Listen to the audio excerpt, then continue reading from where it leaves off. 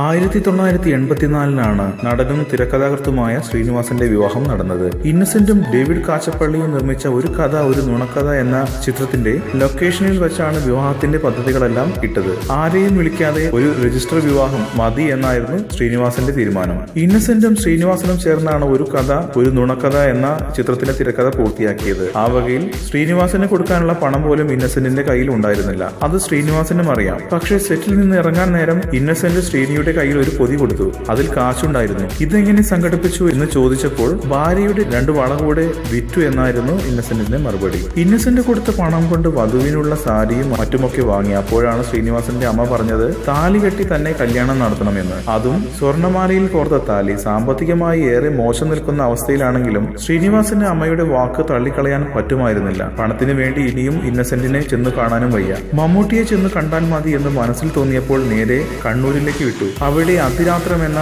ചിത്രത്തിൽ അഭിനയിച്ചു കൊണ്ടിരിക്കുകയാണ് മമ്മൂട്ടി താമസിച്ചിരുന്ന ഹോട്ടൽ മുറിയുടെ വാതിൽ തുറന്നതും ശ്രീനിവാസൻ പറഞ്ഞു, നാളെ എന്റെ കല്യാണമാണ്, എനിക്ക് ഒരു 2000 രൂപ തരണമെന്ന്. പെട്ടെന്ന് കല്യാണം തീരുമാനിച്ചതിൽ അല്പം ആലോചന പ്രകടിപ്പിച്ചെങ്കിലും മമ്മൂട്ടി രണ്ടാമതൊന്നും ആലോചിക്കാതെ ശ്രീനിവാസന് കാശ് കൊടുത്തു. കാശ് കൊടുക്കുമ്പോൾ മമ്മൂട്ടി പറഞ്ഞു, കല്യാണത്തിന് ഞാനും വരും. അത് കേട്ടതും തന്റെ സ്വതസിദ്ധമായ ശൈലിയിൽ ശ്രീനിവാസൻ പറഞ്ഞു, കാശ് തന്നതിന് നന്ദി, പക്ഷെ നിങ്ങൾ കല്യാണത്തിന് വരരുത്. ആരും അറിയാതെ രജിസ്റ്റർ ചെയ്യാനാണ് പ്ലാൻ. എന്നെ ഇവിടെ ആർക്കും അറിയില്ല, പക്ഷേ നിങ്ങൾ അങ്ങനെയല്ല, അറിയപ്പെടുന്ന താരമാണ്. നിങ്ങൾ വന്നാൽ സംഭവം എല്ലാവരും അറിയും, അതുകൊണ്ട് വരരുത് എന്ന്.